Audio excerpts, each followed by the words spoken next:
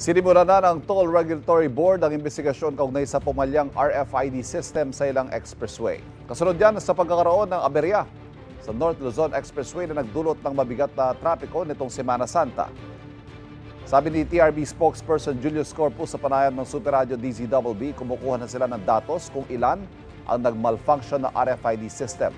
Marami raw posibleng dahilan kung bakit hindi nababasa ang RFID ng sasakyan. Maaaring problema sa equipment o di kaya baka hindi na maayos ang kondisyon ng RFID sticker.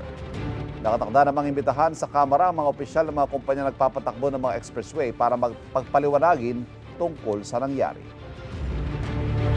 Kapuso, para laging una ka sa mga balita, bisitahin at mag-subscribe sa GMA Integrated News sa YouTube. Sa mga kapuso abroad, samahan nyo kami sa GMA Pinoy TV at sa www.gmanews.tv.